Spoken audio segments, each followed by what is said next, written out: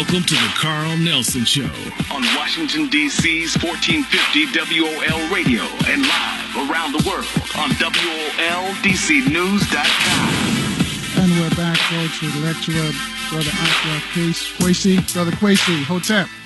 Good to have you back, Brother Kwesi. Yes, sir. Go ahead, because it seems around sort of... Yes, I would say yes, sir. It's an honor to be back on the your radio show, the African Community Radio. Right, because we want to tell folks who are getting excited coming next week is Christmas, and where did Christmas all start from? You know, help us out here, because a lot of folks, they're probably on their way to the mall right now, do that shopping and buying presents, and you know, they set up the Christmas tree and all the traditional trimmings that come along with this holiday. Just explain to our folks how this came about. Yes, sir. Well, this is a time that nobody wants to hear anything that might disrupt all the lighting and twinkles and all these things that's going on, especially the hysteria of what's going on in the malls and all those type of things. And first of all, I'd like to say that we did this program in the beginning of December on the African origin of Christianity and the origin of Christmas and holidays. And for PKV, Positive Kemetic Vision. And we have to say that a lot of brothers and sisters who heard your radio show definitely came out, and unfortunately they had to turn away a lot of people. But you know, in the future we'll have to make that work for everybody. So it's good to know that people do want to know, Brother Carl, you know, what this all is, instead of just getting caught up in the hysteria of the holiday. And a lot of things that I talk about, Brother Carl, is not something that... you know, you can find these things on. In fact, National Geographic did a thing just a couple of days ago on the origin of Christmas and where these things came from and how it was developed out of European pagan holidays. And when I speak of European pagan holidays, I'm speaking of the Germanic tribes. And you guys excuse me here for a minute, because during this time of the season, you know, the colds and the flu, and I unfortunately got a cold at this time.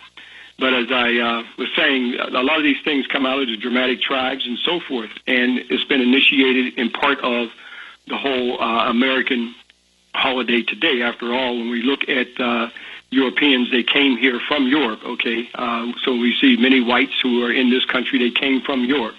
So they carried many of these customs that they had with them. When we look at the tree, which is a very prominent fixture in the whole Christmas holiday, that came from the Germanic tribes. And the Germanic tribes actually worshiped that tree. They worshiped that tree because it represented Thor. And Thor was one of the Nordic gods, okay, the Viking gods, so that they actually worshiped. It's still the name Thursday that we have in the week is named after Thor, in fact. In fact, the trinity of the week of whether Thursday, Friday, is all based off of, actually is Wednesday, Thursday, and Friday. So we see Thor as the father, and Woden as the son, and Freya as the mother. And they actually bowed down and worshiped this tree because it stayed green year-round. You can imagine a tree staying green year-round, and how the Germanic tribes saw this tree in the depth of winter, when everything became barren and all of nature became barren, but that tree, the pine tree. So it became a tree that they actually worshiped. So with the symbolism behind that tree, today still plays the same role that it played with the Germanic tribes as well as other Europeans, okay, who had that tree, is the bowing down of the tree to get your gift. Is still the bowing down to Thor, is bowing down to the Germanic tribes that we see and that was carried over from the European world. Now, again, when we look at the whole Santa Claus, or whether he be Kris Kringles, and all these other various names and so forth that we see of this character that's referred to as Santa Claus, who actually hypnotizes our children and many of us in terms of bringing us gifts and so forth. All this is still part of the Germanic holidays, or going back even before that time with the Greeks and Romans, meaning that the earliest mention of, or we see of this character of Santa Claus, is actually a corruption of the name St. Nicholas. Okay, now, St. Nicholas, he was a Roman Catholic bishop who lived in the 4th century. And St. Nicholas, a bishop of Myra, the saint honored by the Greeks in Latin around the 6th of December. But what's interesting about the name, when we look at Webster's dictionary, when we look at Saint Nick, now Webster's dictionary refers to Saint Nick as the devil. Now, this is not something that Kwesi is creating. It's the connection that they have with Saint Nick, and the connection with this character of Santa Claus is, in Webster's, is referred to as the devil. Now, in Greece, he was also called Cronus. Now, anyone familiar with Western art would see Cronus as a character who's actually eating his babies, because Cronus actually feared that his children would take over his throne. So you see these pictures of Cronus actually eating his babies. You see the blood flowing down the baby. The head is not on the baby. Now, this is a very powerful Western art, okay, of Cronus. This is not something that's obscure in the Western world. It's a very prominent part of Western art of Cronus. Now, Cronus becomes this character that we know as Santa Claus as well. Now, I know this may be hard, Brother Carl, for some people when we understand the symbolism behind the holidays and so forth. But one of the things, as I said, with Cronus eating his babies and the blood is flowing down the baby, this is the symbol of the candy cane, okay? And the little elf or baby attached to the candy cane. The story is told in the symbols. But, of course, if you don't know the story and the origin of the story, you just see the symbol as it is. So when you see the candy cane, and I show pictures of this to show without question that this is how these things came. Now, of course, when the Romans came in and took over Greece, Cronus becomes Saturnalia. Okay. Now, Saturnalia, like Cronus, still played the same type of role, is that he also killed his babies. He feared that he did not want his children to overtake his throne, so he did not bring them gifts, and this character becomes Saturnalia. So this becomes the Santa Claus character, okay, that we see in the Western world, or what we see in America today. Okay, unbeknownst to us. Now, some of these things, interesting enough, I've lectured on this for many years about Saturnalia and Cronus and how became part of the Christmas holiday. But of course, for those people who want to know, I mean, some of these things, as I said, Brother Carl, are right there on National Geographic, that they even talk about these things themselves. Mm-hmm. And that's interesting, because we all go out and, and we see these tree lots, and we even got some of our folks selling the trees, and they don't know, it's just a money venture for most folks, but they don't know people put these in their homes, and they don't know, the origin of why you have a Christmas tree. No, well, it's like everything else, it's like Las Vegas, I mean, if you want to take people's money, you got to have a lot of things going on, so like going to Vegas is like going to a big carnival, lights and bells and all kind of things, and if the people who, leave Las Vegas broke, okay, in some cases they've lost everything, and it's pretty much what the holiday does to many people. They get caught up into, because it's really about picking up the gross national product. And even those of us who are supposed to be of the faith of a Christian, and so forth, and even if one goes by the Bible, as some people say they go by the Bible, okay, I don't know if they go by it or whether they go in it, but even if you went in it, you would find that in Jeremiah chapter 10, verse 2 and 6, it refers to that's the way of the heathen. Now, keep in mind that heathen is a German term that means a heath dweller. Okay, and a heath dweller, these were the pagans. These were the people who were uncivilized. But back to Jeremiah, it says these are the people, they say they cut the tree out of the forest. So here the biblical account is given reference to these Germanic tribes and what they did, okay, these heath dwellers, okay, where we get the name heathen from, where they actually cut the tree, and they talk about in Jeremiah where they deck it with silver and gold, and they say that this is the way of the heathen. Okay, other Germanic tribes that we see in Jeremiah chapter 10, verse 2 and 6, and it's right there. Okay, but again, the people are in a hypnotic state right now. Even though we depend on trees giving us oxygen, they practically cut down the whole forest, this time of the year, for people to put a pine tree, right in their home without people asking any questions in relationship to this. But this is about for us to think about what is going on, okay, to see that why are these things here, okay? These things are here, the whole dramatic tribes, the pagan customs of Europe that you see that people are caught up in. You got to get the people out to spend their money. This is the time of the year, okay, that they depend on people spending money. This is the time of the year that picks up the gross national product. And that's what it's really all about. In reference to the holidays, I think Reverend Shakamusa Bar Shango, who wrote a great book on African people and European holidays, A Mental Genocide. And that's what it is when we see what's going on with these holidays that we're locked into, and we buy into it more than anybody else.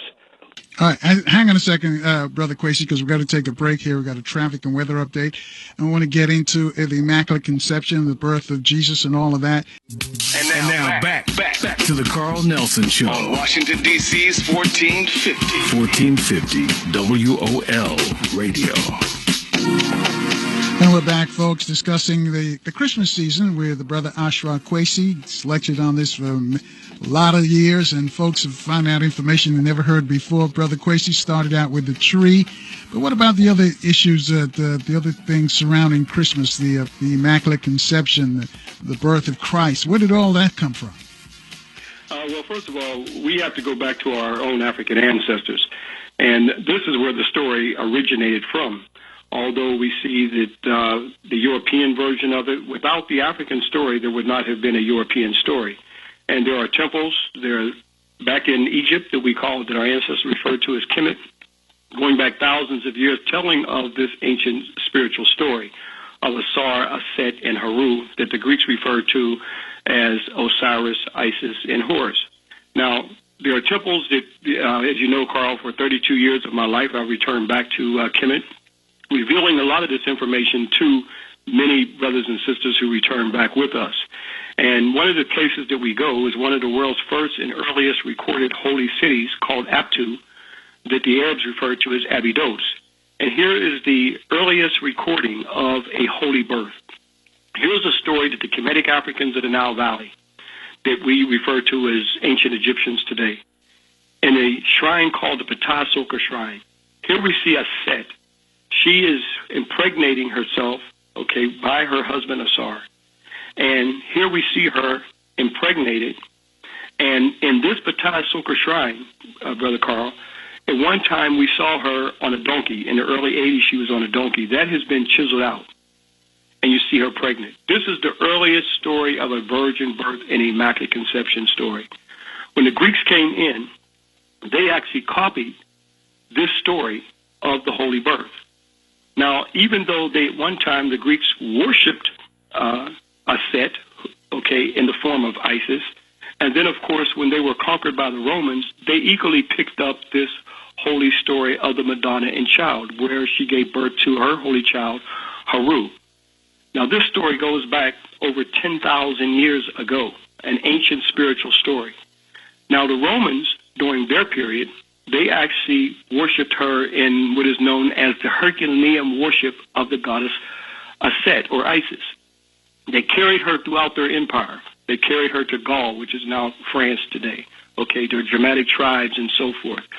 Now, when many people travel throughout the European countries and they see the Black Madonna worshipped in France at the Notre Dame and worshipped in Poland, worshipped in Spain, many people ask, why is it a Black Madonna in Europe? That Black Madonna is Aset.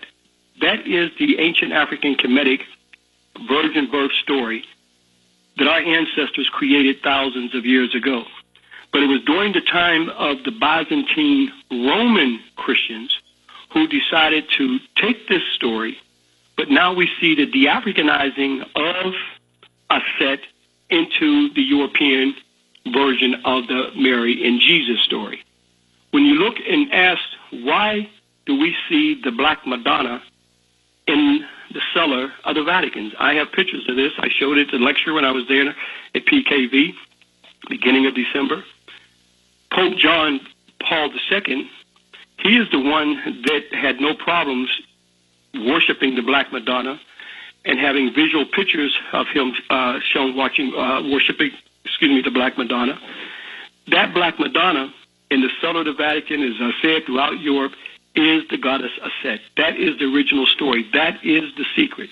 When the story of the Da Vinci Code movie came out, they alluded to her in a negative sense in terms of pagan and heathen.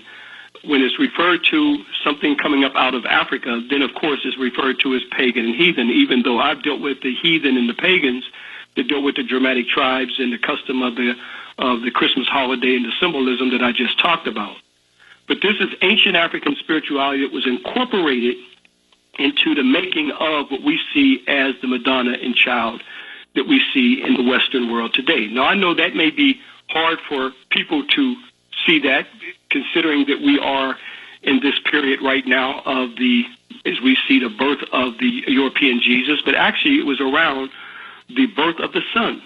It's our ancient ancestors in the Kemetologist Nile Valley who saw the birth of the sun at December the 25th. So Haru, that I talked about a second ago, became the personification of the sun at December the 25th.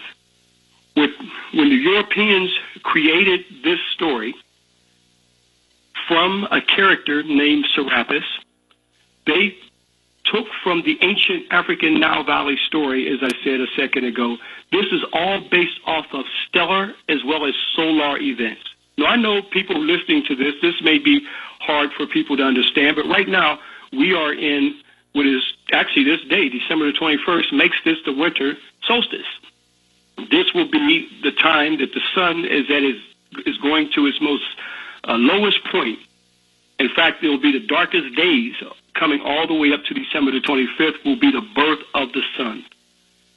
This is told on the temples and tombs of Egypt for thousands of years, that the Europeans, when we look at the Yuletide literally means the birth of the sun. Now, when we look at the European images of the Mary and Jesus, we got caught into white idolatry, or the worship of white images, and not understanding that this was about cosmology, meaning that when you see the Virgo, that is where they made the Mary from, the Virgo. The sun at December the 25th becomes the European Jesus. All this is based off of cosmology. When you look at the Western church and the symbolism of the church, one has to ask, why do you see one big circle symbolize a zodiac with 12 little circles inside of the large circle? That is the sun going through the constellation. This actually told to us, but if we don't know the symbols, we can't see any of these things that is going on today. So, of course, people would say, so you're saying there wasn't a Jesus as well? But first of all, what we know of Western version of Christianity was created at the Conference of Nicene in 325 A.D. As I said before, when the Greeks came on the scene, conquered Egypt, Alexander, who came in, conquered Egypt, took over, they wanted to be worshipped on the throne of Egypt. So they created and corrupted a czar into this Serapis. Later on, when the Byzantines came in, Serapis simulated into the creation of a Serapis, Jesus. Now, there were African Christians who did not go along with a lot of things that the Romans were doing. They were the Gnostic Christians. They were like a conduit of the ancient spiritual story that I'm talking about. They came from the Nile Valley, from observation of the stellar events in the heavens that were great heroes, became a personification of the movement of the various sun and the stars, that they had part of their initiation. So when you understand the ecumenical conferences like Nicaea, Constantinople, and all these things, and see that this was the creation of European Christianity based off of what they took out of the Nile Valley. For instance, in Ephesus in 431 A.D., Mary's title, the Mother of God, was made official and incorporated into prayers. So here we see that this happened in 431 A.D., the Mother of God, the title of the Virgin Mary, sanctioned by the Council of Ephesus in 431 A.D. Anyone can go to Webster's Dictionary and look up Mother of God, and it will tell you that that title of the Virgin Mary was sanctioned at this council. God had nothing to do with this at that conference of Ephesus in 431 A.D. But what the Gnostics did not agree with was the destroying of the spiritual concept of what our ancestors taught. This time of the year, right now, the winter solstice we're in now, they called that the Ka Ka-Mes. That's the ancient Kemetic word that literally means a spiritual birth. Ka-Mes. Interesting enough that when you go to Bible dictionary and it says the origin, even though they don't understand the origin of the word Christmas or in its beginning, but that word is formulated from two words, Christ and Mes. That came from Ka-Mes. That means spiritual birth. That spiritual birth was told thousands of years ago, showing that this is the time of a spiritual birth, a spiritual beginning, from the cycle of the old sun coming into a new birth. And this is what we see now when people were talking about the end of the world. It is supposed to take place today, and all these things at 12:21. This is the end of the cycle for the new birth of the sun, for a new Ka-Mes, or spiritual birth. That later on, the Romans took that in the formulating of the Western world's version of Christianity at these ecumenical conferences, and it became Christmas. All right, hang on a second, Brother Kwesi. We got to take a break here. 800-450-7876, number to call. Speak to Brother Ashra Kwesi, discussing the season, Christmas, and all that it entails. We'll take your phone calls on 1450 WOL right after this. And now back to the Carl Nelson Show on Washington, D.C.'s 1450 WOL Radio. And we're back, folks, with Brother Ashra Kwesi discussing the season, Christmas as it is, and all the stories and fables around Christmas. So this is not to really turn you off. This is just to educate you so you know what's going on. And when you go to those Christmas dinners and Christmas parties, you'll be able to explain better to folks. Don't get upset if they don't agree with you, though. 800-450-7876, number to call. If you have a question for Dr. Kwesi, let's go to Dr. Ed in D.C. Dr. Ed, you're on with Ashra Kwesi. Brother Carl Nelson, good to be with you, and good to be with a good doctor today, too. And on your talk about the Black Madonna, which is all the way through Europe, and even in Germany, they call it Schwarze Madonna. Now, in the German word Schwarze means black. I am a scientist, PhD scientist, and I give orders to my grandmother, who was instilling me knowledge of the Bible. And this zodiac calendar that you referred to, that calendar is even used by the astronomers and astrophysicists all over the world, even by NASA, who send aircraft and spacecraft up into space, and astronauts are taught to read the skies and the constellations from the zodiac calendar that the doctor was referring to a few minutes ago. And this is very, very important, because we teach our children, and I teach my kids when I teach science in the university, that we were the first scientists on Earth. And I lend credit to what you have been discussing on your show, and that this is a very important topic you referred to, even in the Bible. And the zodiac calendar refers to the precession of the rotation of Earth's axis by the gravitational field of the moon and the sun and the stars and all that.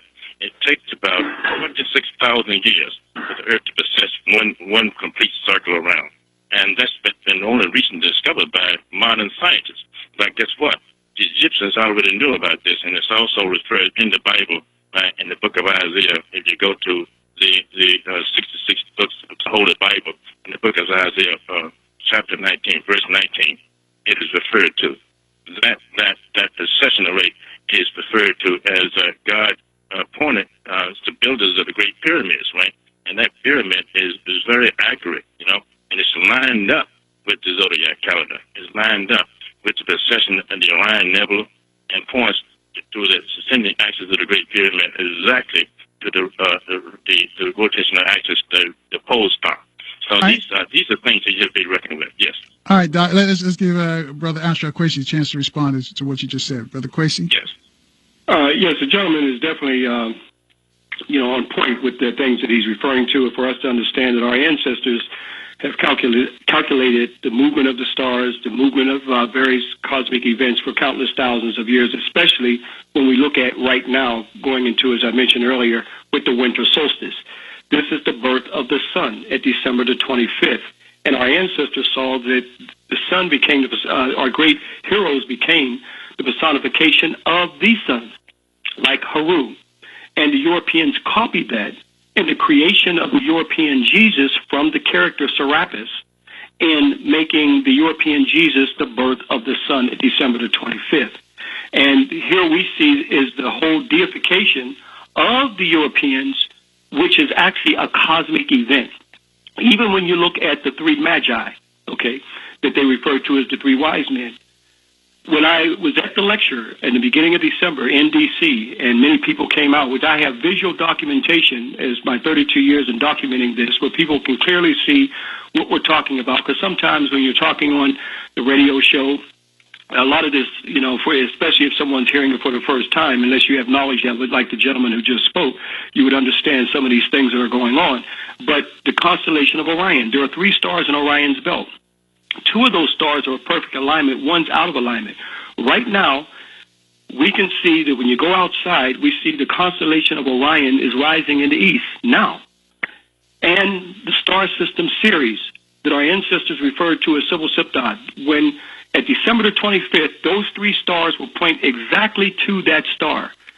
What we see, the 3 wise men, is actually the 3 stars in Orion's belt. What we see is the whole Europeanizing of their image, which is a cosmic event, which is a stellar event based off of the 3 stars in Orion's belt. When we look at the Virgo, that became the Virgin Mary. When you look at the Jesus, that became the Son at December the 25th. Anyone who aligned that with the cosmos can see without question that they actually took from the ancient spiritual story of the Nile Valley and incorporated that into Western version of Christianity. Now, when I said earlier that the Gnostics, who were persecuted by the Romans, and when we speak of a Christ, we have to go back to a Gnostic Christ, okay? The Gnostic Christ taught that we all have a Christ, a spirit, not a Christ like a white Jesus inside of us, but I'm talking about a spirit. And our purpose was to evoke that spark within us and to become our own Ka. That the Romans took it and they called the Christ. The Gnostics called it the Charis. So the Christ, that means we are all a Christ, or we are all a spiritual being, okay, within us. This is what our ancestors taught. It's the Romans who corrupted it for the deification of their own image. The Black Gnostic Christ held that every man and woman had a divine spark, and through their own spiritual development could reach their own Charis, okay, that the Romans called Christ, or reach their own Ka, that the ancient Kemetic Africans in the Nile Valley, we refer to as ancient Egyptians, called spirit. The Romans are the ones that corrupted this, and from this day out, we have been worshiping this image of this European Jesus, which is actually Serapis, that was created at the conference of Nicene in 325 AD. So it's sad that throughout my neighborhood, I see all these plastic white babies, okay, that black families have gotten out of their closet for this time of the year for the deification of a plastic white baby, but they don't deify their own black baby as a divine spark, okay, for their own spiritual development to become their own Charis, or become their own Christ. This is sad. And this is where we are in a spiritual retardation, is what the Western world has done to African people, and especially by taking away our divinity.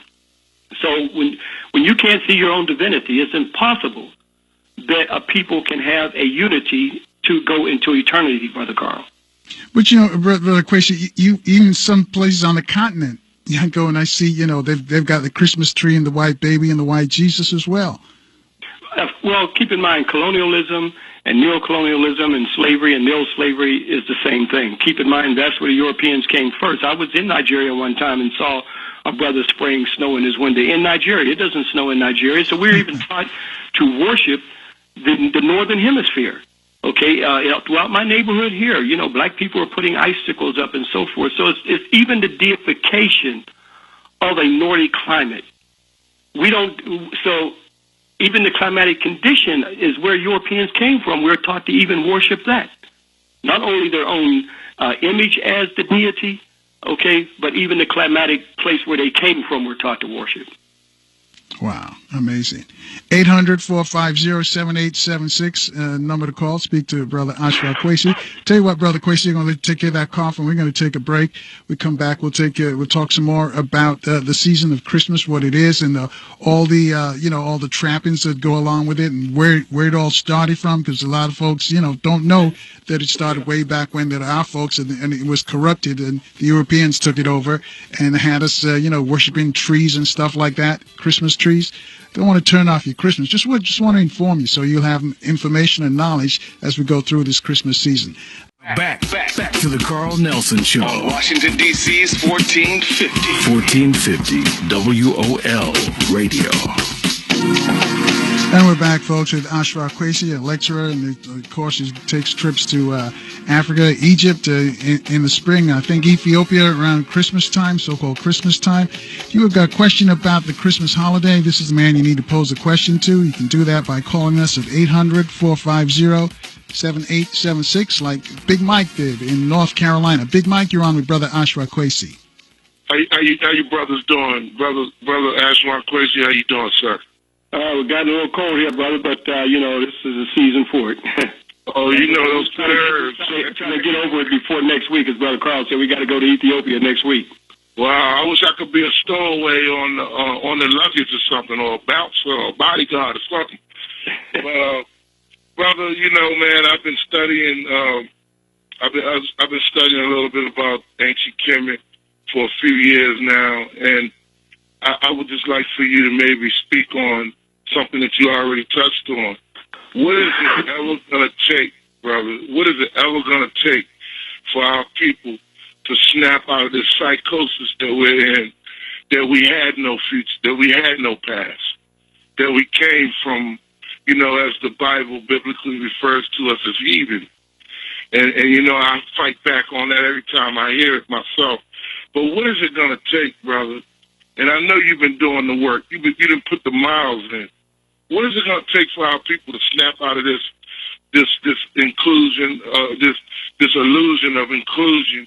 And I look at the politics today, and we see how we're being treated in Africa, in certain parts of Africa, where they're shipping guns in to kill us off, and in our inner cities, the same thing is going on. So I just can't understand why we should be sitting back waiting for something instead of proactive.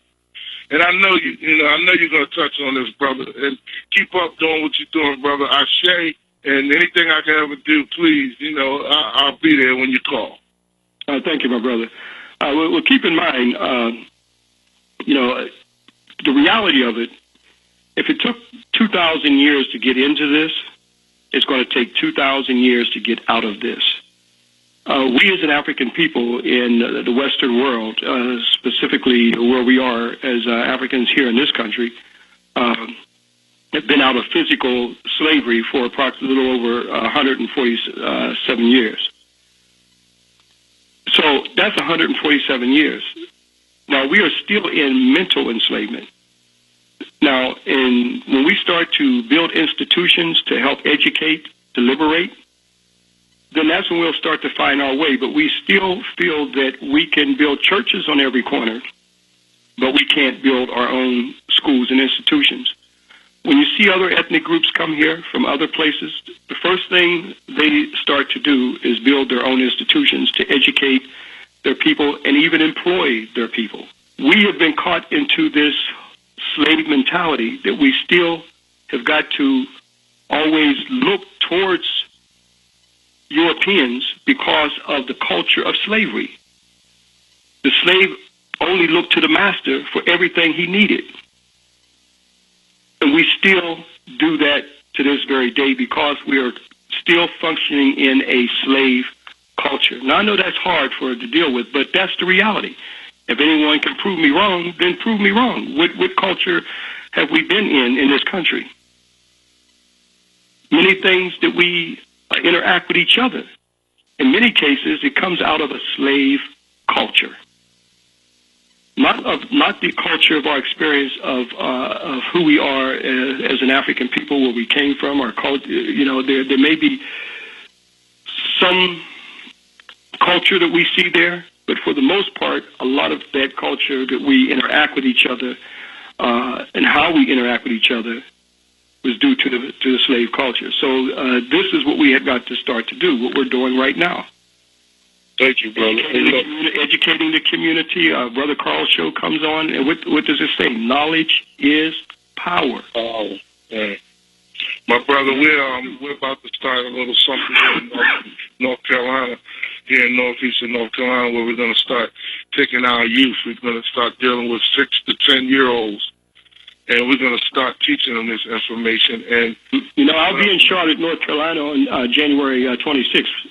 You'll be in Charlotte. See, we're on the other side, and we would love to have you here, brother. Mm-hmm. Actually, you would be very helpful in getting us and getting the message out here in this area. You know where we live. We're in the Bible Belt, brother, and it's a great resistance, even though our young brothers are still killing each other in the streets, and the antidote is for us to be educated. So I'll be keeping in touch, brother. I'll email you, and hopefully we'll invite you to come on the eastern side of North Carolina, because we need you here, bro. Because a lot of parents have put their hands up with the youth. They're running wild, and I think if we start with the young, my theory is if we start with the younger ones, we can prevent this from happening in the future.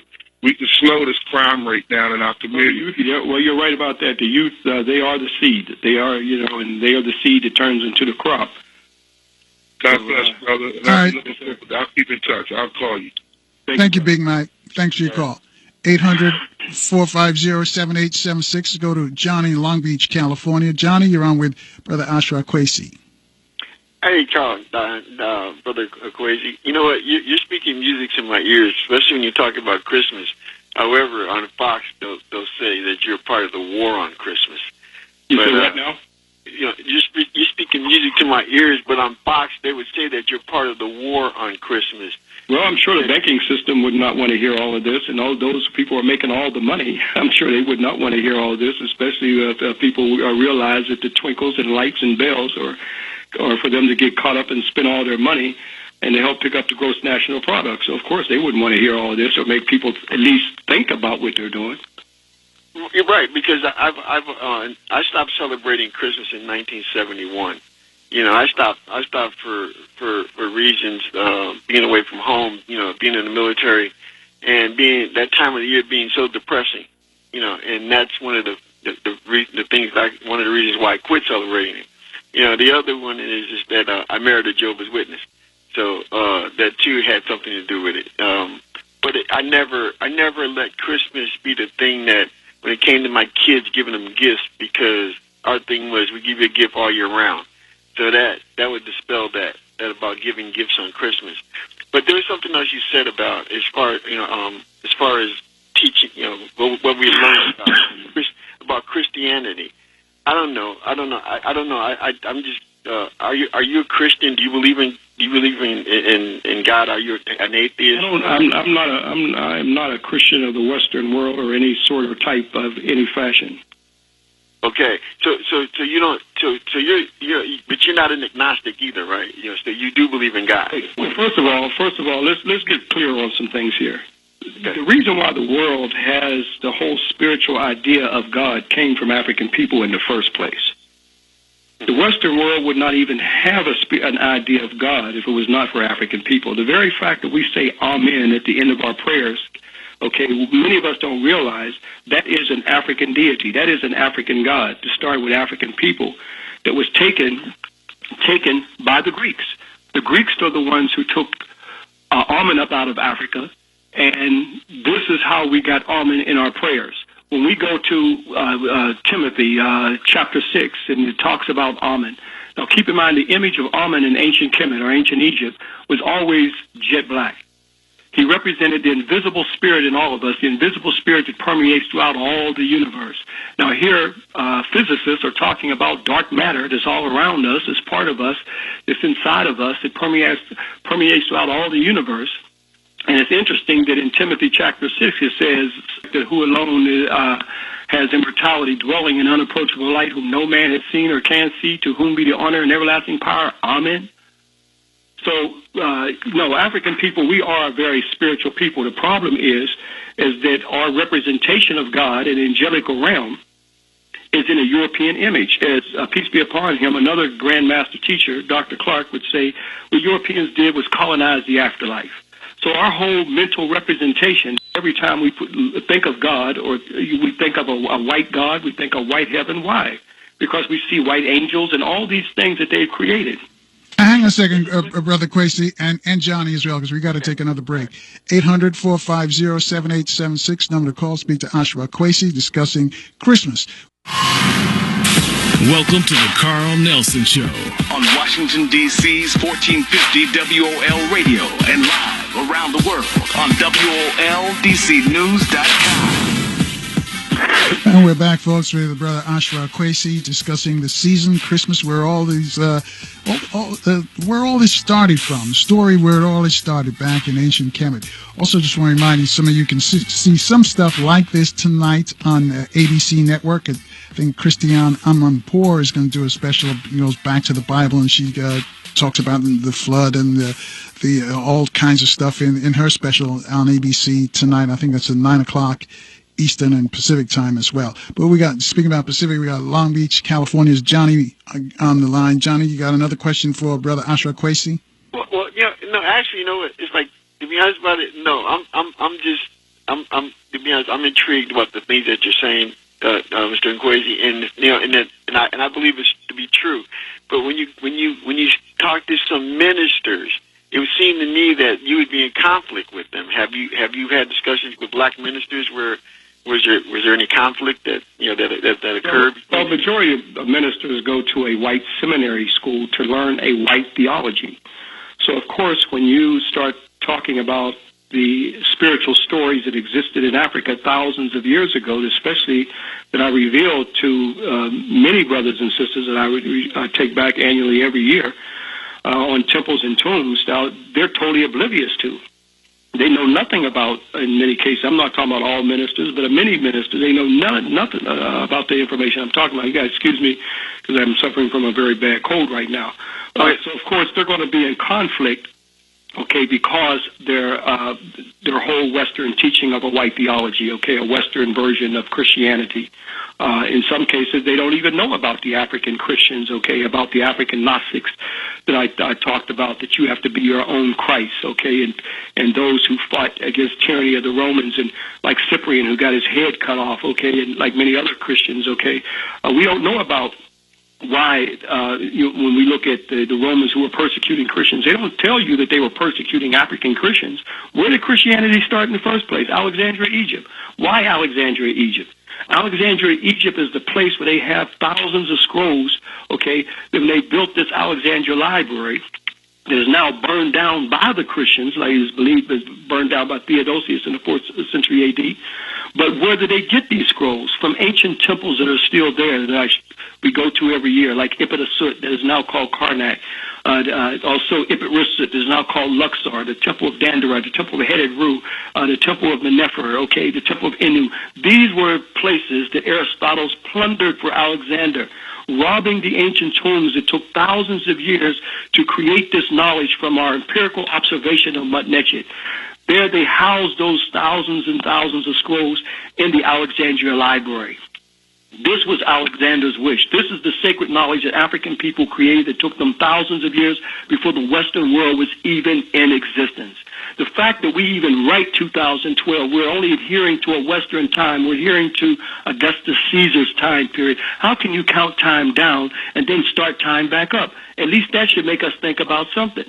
So, of course, when you know, there are ministers who are thinking outside, okay, the European Western point of view. But like I always say, he who circumscribes your circumference determines the diameter of your thinking. So if we let the Western world circumscribe our circumference to think that nothing else existed until the Europeans and the Western version of Christianity, as well as the other religions, it's not just doing Christianity, but Judaism, Islam, and Buddhism, and Krishna, all of these things would not exist if it was not for the fallopian tube of the Nile Valley that gave birth to spirituality that led into the religions of today. Brother Kwesi, don't they have black seminary schools? Do they teach? I'm sorry, was that again? These black theologians, don't they have some black seminary schools as well, or do they teach the stuff they teach at the white schools? You have for the most part, the umbrella of the Western Church is a white seminary school. Okay, that one goes to, okay, to learn a Western theology.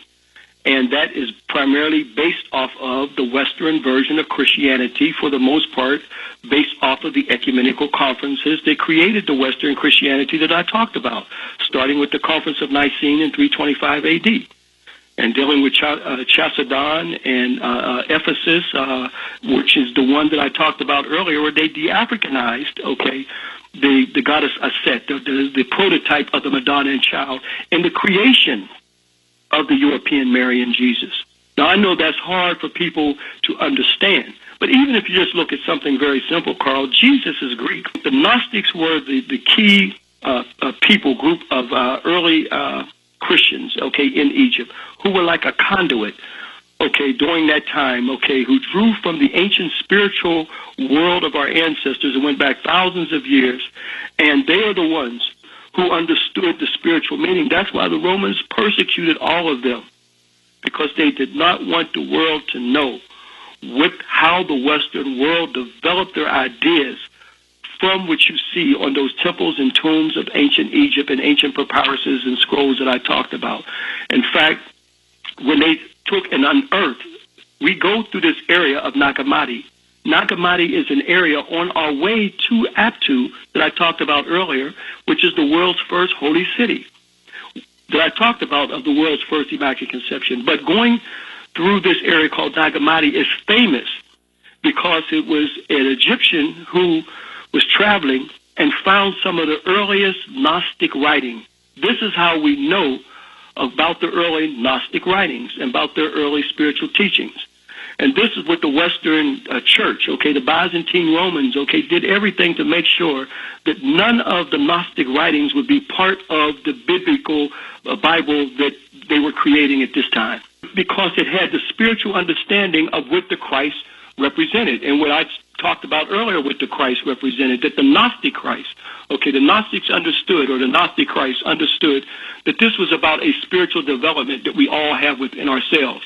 It was not about the deification of we see as this Jesus character. The Gnostics, as I said, or the black Gnostic Christ, they held that every man and woman, they saw that we had our own divine spark within us for our own spiritual development. That spiritual development was a development of your ka, your spirit, who the Gnostics called the Charis, who the Romans called Christ. But the Romans at that time were into the spiritual enslavement of humanity. And through the spiritual enslavement of humanity was through the deification of themselves. So they created a Serapis Jesus. And that the image of that Serapis Jesus is the image that permeates the Western world and America to this very day. It started during the time when they created it. So they feared the fact that if the people understood that they all are a Christ, meaning that when you look at a Malcolm X or Martin Luther King, these men were their own Christ. They rose up their spiritual development, They knew they were going to die. They knew they were going to be killed. But because of what they were teaching, their ka, their spirit, this is what made them a Christ. This is what a Christ is. This is what the teachings of what our ancestors taught thousands of years ago. And that personified in the earliest teachings that go back thousands of years, that earliest teaching was Asar, Aset, and Haru. And Haru personified that Christ that we all had to become, our own Christ, to rise up against tyranny and oppression, to rise up and develop our own spiritual development. And this time of the year, of the winter solstice, was to go through what they referred to as a kames, a spiritual birth. And this is but unfortunately, we can't see anything related to a spiritual birth because we're caught in material madness right now. And this is the basis and foundation of the Western church, is based off of a physical resurrection, that you will rise up out that grave in your physical body and go into heaven, your flesh and your blood. This is morbid. This is the Romans' teaching. Right. Where the ancient spiritual kames was based off of a spiritual birth. You will leave this physical body to the earth, but the spiritual body that they refer to, that once the ba that they refer to as the soul, and the ka, okay, which is the spirit. Once that came together, you became a kames, a spiritual birth, and this is what caused your whole spiritual ascension. But it started in your mortal life now through your own spiritual development. And this is what the Romans feared, that the Gnostics were teaching, that our ancestors took thousands of years to document this spiritual understanding. We are an ancient people. We African people were not just standing around waiting for Europeans and other people to come. So when you look at the various Krishna, okay, born of Immaculate Conception, that's the takeoff of ancient Egypt as well. When you look at Buddha, so that story goes around the world. When you look at Quetzalcoatl, okay, long before the Spaniards came there, that also is Madonna Child. How did it get there? That was carried. That spiritual story was carried, like it was carried into Greece and Rome and became the Marian Jesus that we see today, a corruption, even though corrupted from Osiris Set and Haru. Let's go to Raymond in Ohio. Raymond. Yes, sir, Brother Carl. Look here, my brother. I'm going to nominate you for Black Man of the Year. I got people listening to you, brother, all over Ohio. They love your show. They just don't call in. You got a hell of a show, good brother.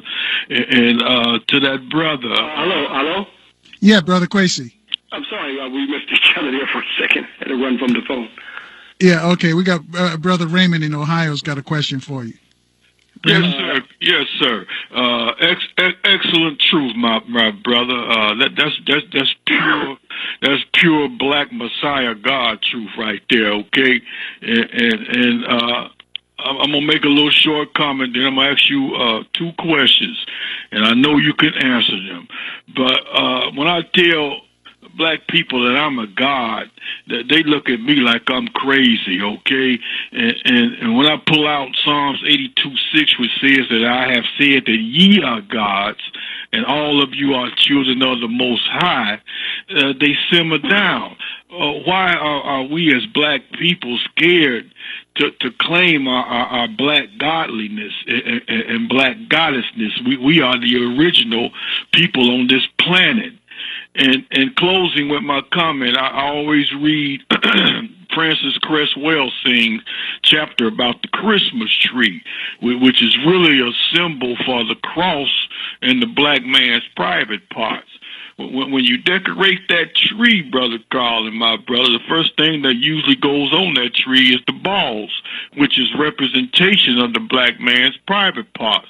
What I'm getting at, during our forced enslavement, these Christian heathens would cut our balls off of the Black man while he was hanging on the tree, and the Caucasian woman would take the testicles home for souvenirs, today known as Christmas gifts, okay? This is truth. You know it, brother.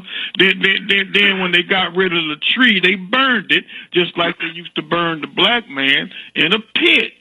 Now, tree hanging started during the Roman era, and the so-called Khazars, erroneously called Jews, was part of that tree hanging. Acts 10:39 states, it says that, and we are witnesses of all things which he did both in the land of the Jews and in Jerusalem, whom they slew and hanged on a tree.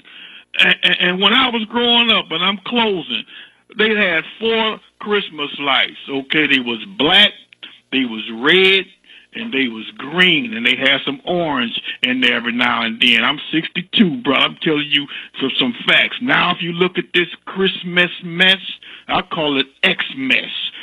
What color are the lights? All white. You don't even see the brown reindeer no more with that fairy tale. Everything is white. Christmas lights, Christmas trees, all the characters. And Black people, we got to get away from this garbage. It ain't nothing but fairy tale. It ain't nothing but heathenistic, hellacious things to control our minds. And it's time for us to wake up. And my question to you, my brother, do you believe in a leap year. I'm Aquarius.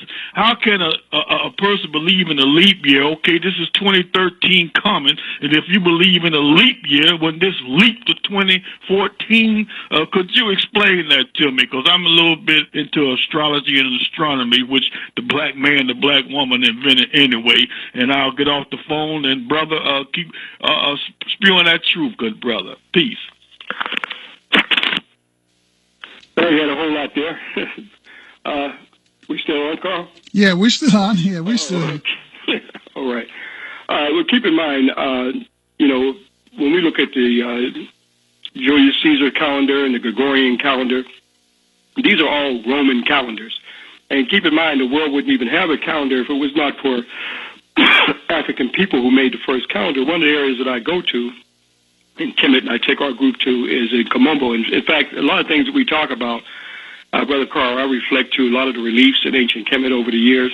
And here in Kamombo, you see carved in stone one of the world's earliest calendars. And this is, like I said, long before the Julius Caesar's calendar and the Gregorian calendar.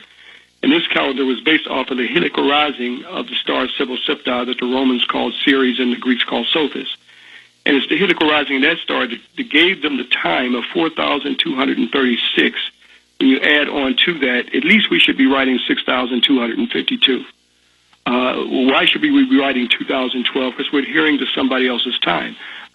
Europeans have always come to power and changed time. Even George Bush, okay, I think, what did he do? Change the clock forward, backwards, so the time is really, not in time at all. When we think about, where we are, but we have to go back to how our ancestors calculated time, and that time was based off of stellar time, cosmic time, scientific time, not based off of the creation of mystical people and characters and so forth.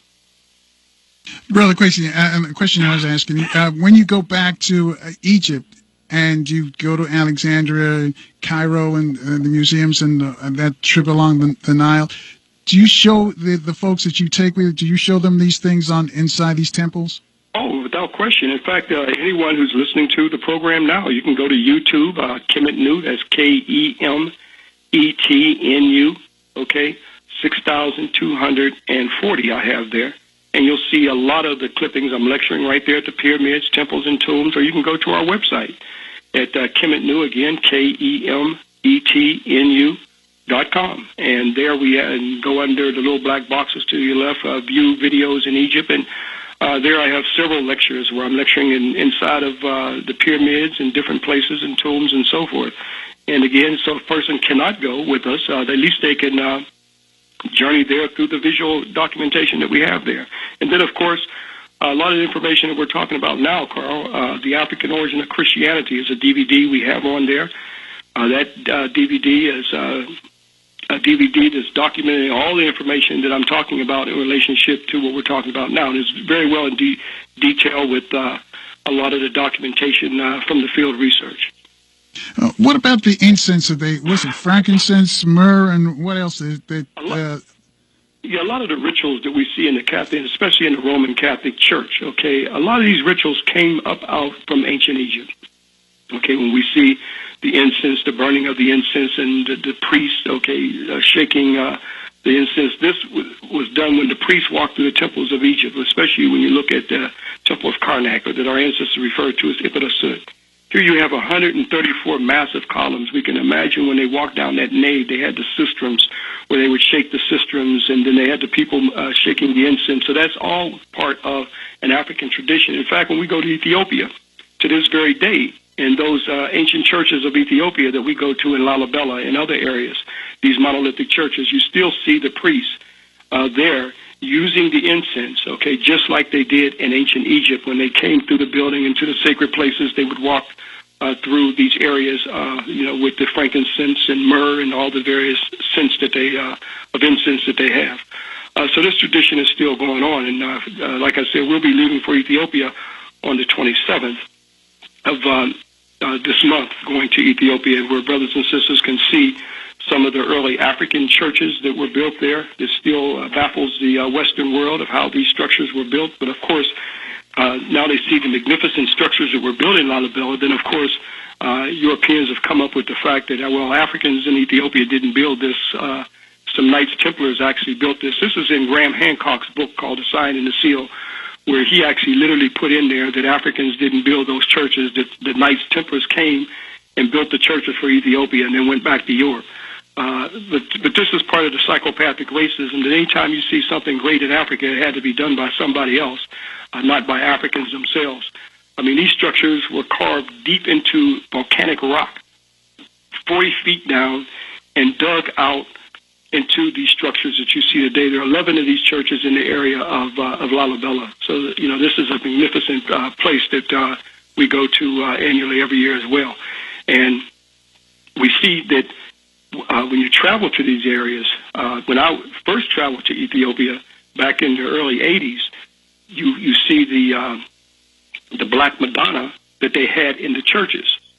Now they have removed the Black Madonna now, and the Europeans are coming there with their Western version of Christianity and paying the people to put up a white Serapis Jesus. And many people look and see the carvings are chiseled out in the churches. The Jesuits did that when they came there during the time of the Portuguese. They chiseled out the black angelical images and divinity of African people in the churches of Ethiopia during this time. So Europeans have always tried to destroy black divinity. All right. Hold on a second, Brother Kwesi. When we come back, tell us, too, about Santa Claus, how that name came, and Father Christmas, or what do they call him, Nick, whatever they call him. Tell us about that. 800-450-7876. We'll take your phone calls for Ashra Kwesi on 1450 WOL right after this. And now back to the Carl Nelson Show on Washington, D.C.'s 1450 WOL Radio. Now we're back with Brother Ashra Kwesi discussing the Christmas season. Got some folks who want to talk to you. But before we go to the phones, Brother Kwesi, if you can quickly tell us how they came up with the names Santa Claus, and I was searching for Saint Nick. How they came up with the names for that particular person. Yeah, we were discussing that in the early part of the show in terms of how these are part of the pagan and heathen customs of Europe. And unfortunately, we, like I said before, we were so caught up into the whole trinkets and lights and bells and all these types of things that we have not looked at or wanted to see where these things came from. Like, for instance, the name Santa Claus, and that's the corruption of St. Nicholas. Now, St. Nicholas was a Roman Catholic bishop who lived in the 4th century. St. Nicholas, he was a bishop of Myra, a saint. He was honored by the Greeks and the Latin. Now, if you look at Santa Claus's nickname is Saint Nick. That's another name for Santa Claus. Which now, if you look at Webster's dictionary, okay, Saint Nick means the devil. So when you look at see the whole idea of Santa Claus and see the whole Saint Nick, and it's all associated with the devil. But if you go back to an earlier origin in Greece, he was called Cronus, where he ate his babies. That's what Cronus did. He ate his babies. And now that is part of the Western art, that anyone who knows Cronus, he's eating his baby. You see the blood flowing down his baby. And when you look at the candy cane and you see the red and the white on the candy cane, that symbolized what Cronus had eaten his baby. When generally you have an elf or a baby attached to the candy cane. Now, I know this is some gross information for people to think about this time of the year. And we're caught up in the festivities of these things and feel like we're trying to destroy their holiday. But some of the things that I'm talking about here, Carl, is the same thing that's on the National Geographic talked about the other night. Okay, so it's not something that just Ashra Kwesi is saying. It's something that even they talk about, even on their own documentaries like National Geographic. Now, when he came out of Greece and went into Rome, okay, he is now called Saturnalia. Okay, Saturnalia equally feared that the baby would overtake his throne. Okay, Saturnalia became Santa Claus. So this is part of their pagan holidays that we see associated with Santa Claus. And then, of course, the Germanic tribe, okay, he was called Kris Kringles, okay, that represented an elf that ran around in a red suit. So these are the various names that we're familiar with, the names associated with Santa Claus. Now, I find it very interesting that last year, Wisconsin I heard that they had banned, I don't know if this ban, if it came through or not, that they were planning on banning the people playing Santa Claus in Wisconsin because all the pedophiles come out during this time of the year, and they found that many of these people who were pedophiles playing Santa Claus were fondling the children. So if you look at the history of Santa Claus, representing the devil, and you associate it with the things that's going on today, that's some serious stuff to think about when we see what's happening with the pedophiles coming out to play Santa Claus, Brother Carl. Twitter question for you, Brother Kwesi. It says, here's a question that Johnny asked. He says, do you believe in God? Will you ask Brother Kwesi if he knows exactly what a person means by the question, do you believe in God? He says, many people ask this question. Not many are able to explain what they mean by the question.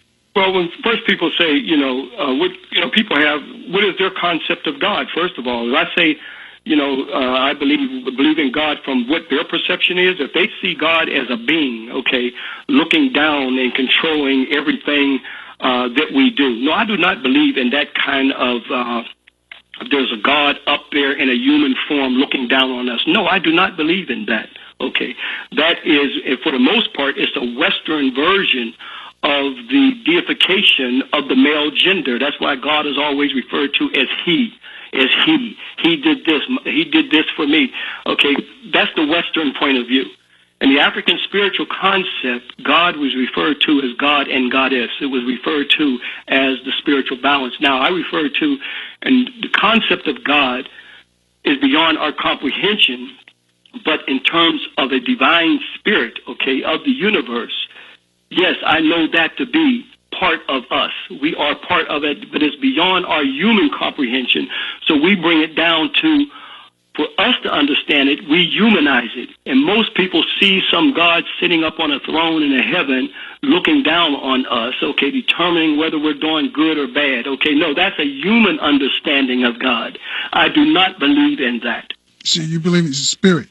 It's a divine spirit of the universe is beyond our comprehension to even understand that divine energy. If we look at it as dark matter, let's look at it as Kemet anthropomorphized almond. If physicists are talking about this black matter, this dark matter that's all around us, this is part of the divine spirit of the universe. African people brought God, We are the last people to say we don't believe in a divine spirit of the universe. There's a divine energy of the universe. Now, whether you call it God, we call it by various names, In Kemet, we may say Amen, we may say Amen Ra, we may say Bata, depending on what period it is, Another part of Africa, we may call it Ngai, Oda de Mere. So it's a divine spirit, But if I see God as some type of being looking down on everything, no, I do not believe in that. But I think that there is a divine spirit of the universe that humanity that started with African people referred to as various names that we call God today, that our ancestors called it by various names to recognize that divine spirit of the universe. Brother Kwesi, we've got about a minute left. Most of us see God, we see it through Michelangelo's painting, some white guy coming out to heaven. What did our ancestors, we got about a minute left, so if you can do this real quick, what did our ancestors worship then? Because if there was no Jesus, there was no, before there was a Jesus Christ, before there was even different religions. So what did our ancestors worship? They worshiped what they gave praise to was recognizing that Ka within that permeates throughout all the universe, that spirit within. It's interesting enough, it says the kingdom of heaven is within. Most of us spend all of our time looking out and don't realize that everything that we have is within ourselves. All right, this is what our ancestors gave recognition and praise to. Brother Kwesi, we got to roll out of here. Have a good, safe trip to Ethiopia. When you get back from Addis, we'll do this again. But tell folks how they can get in touch with you. Well, of course, you can go to our website. That's Kemetnu, KEMETNU.com. We do our annual trips to Egypt every summer in July, and we do our Ethiopia, which will be going next week, in December. And also you can, to our email, that's Kemetnu at sbcglobal.net. Again, that's Kemetnu at sbcglobal.net. Again, if you go to the website, you can order DVDs that can go more in depth with visual documentation. It's video produced by us that can give you more clarity than what we talked about here. But it's an honor to be on your show, Brother Carl, for Communiversity. And again, I'm sorry, with the world, you travel a lot in these airplanes, brother, you get these codes on and off. So, but again, it's always great to be on the show for another African Communiversity, because knowledge, again, is power. All right, Brother Kwesi, stay up. Ashra and Ashra Kwesi are lecturers on African history, civilization, religion, and culture.